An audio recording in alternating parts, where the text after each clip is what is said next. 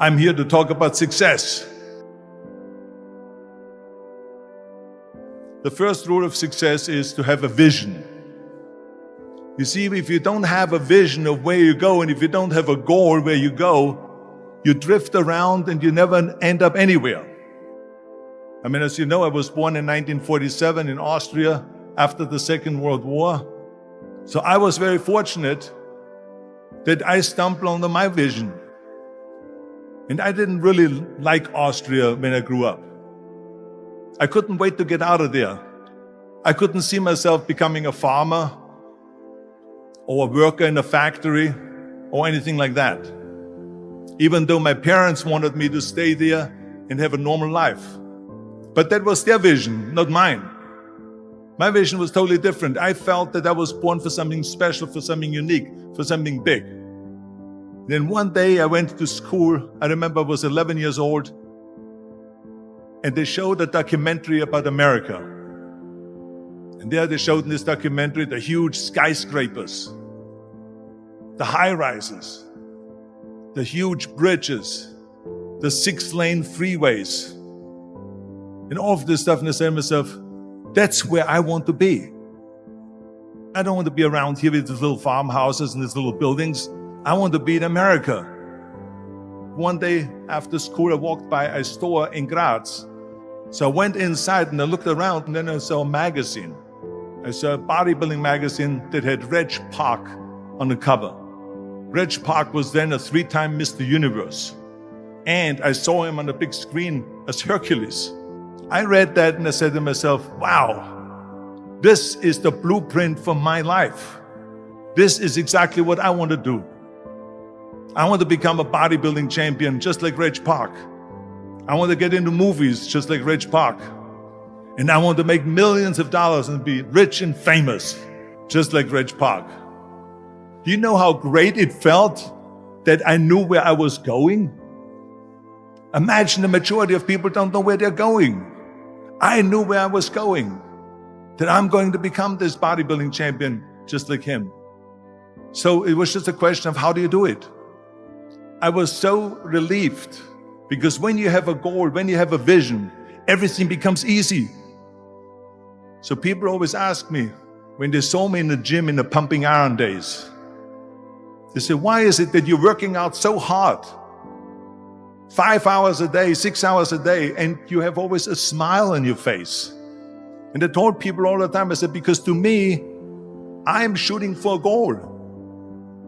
In front of me is the Mr. Universe title. So every rep that I do gets me closer to accomplishing that goal, to make this goal, this vision turn into reality. Every single set that I do, every repetition, every weight that I lift will get me a step closer to turn this goal into reality. So I couldn't wait to do another 500-pound squat.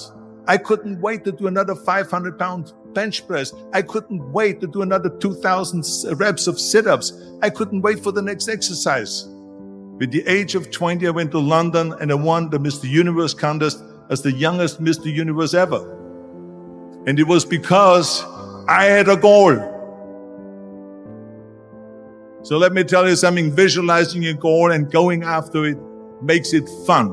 You got to have a purpose no matter what you do in life. You got to have a purpose. 74% hate their job in America. Now, there's not much different when you come to Europe. The majority of people don't like what they're doing because they're really not doing it because they didn't have a goal and they followed this goal. They just aimlessly drift around, and then all of a sudden there's a job opening, so they get that job because you have to work. But then when you work, it's a chore. It's work. It's not fun. So if you think about only a quarter of the people really enjoy what they're doing in life, that is unbelievable if you think about it. So I felt so blessed that I knew what I was doing. It's like a medical student that studies and knows he wants to become a doctor. You know where to go. And the same thing is also in politics. I remember that in politics, I had a very clear vision that I will be the leader of California. That's as far as I could go because I was not born in America, so I could not run for president.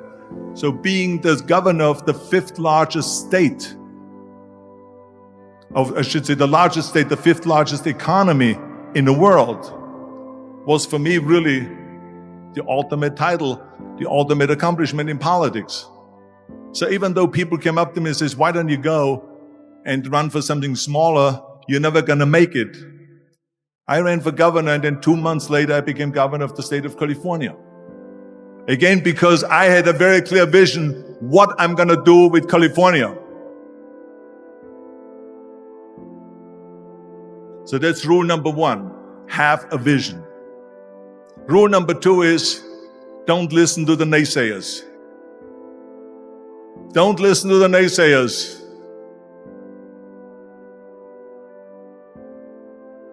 Everything I ever did, the thing that I heard out of people's mouth was, that's impossible. That can't be done. Or no. That is exactly what I heard. And of course, I proved to the people that it can't be done. So whenever someone said to me, it can't be done, I heard, it can be done. When they said no, I heard yes. And when they said it's impossible, I heard it is possible. I'm a strong believer of what Nelson Mandela said, that everything is always impossible until someone does it. Well, I'm going to be the one, I said to myself, I'm going to do it and I'm going to show it to them. Maybe it has never been done before. That's perfectly fine with me. But I'm going to do it. And I did not listen to the naysayers. It's all about the hard work that you put in. I said to myself, in bodybuilding, I worked out 5-6 hours a day. I'm going to do the same thing now for acting. And of course, I went to college to study English. I studied the accent removal, acting classes, and all of this stuff all day long. I worked and I worked and I worked. And within a short period of time, I made one movie called Hercules in New York, which of course went right into the toilet. But it didn't discourage me. I still had the same vision. And then all of a sudden I did Streets of San Francisco. I did Stay Hungry and Pumping Iron and The Villain. And then all of a sudden I was asked by Dino De Laurentiis and by Universal Studio to star in Conan the Barbarian.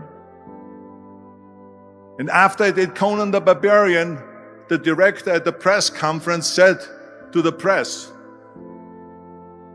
the director was John Milius. He said to the press, if we wouldn't have had Arnold, we would have had to build one. So think about that. The very body that they said can never be sold because the time is wrong. A few years later, I'm doing Conan the Barbarian, and it was the #1 hit at the box office when it came out in the summer of '82. Think about that. And the director says, if we wouldn't have had his body, we would have had to build one. So all of a sudden, my body became an asset, not a liability. And the same thing was with Terminator. After we were finished filming Terminator, Jim Cameron said to the press, if Arnold wouldn't have had that accent and talked like a machine, I think the movie wouldn't have worked. So think about that. The body and the accent that they attacked was an asset. But I didn't listen to those losers. I didn't listen to them at all. It's just the reality of it is that you cannot listen to the naysayers. So this is a very important lesson for all of you.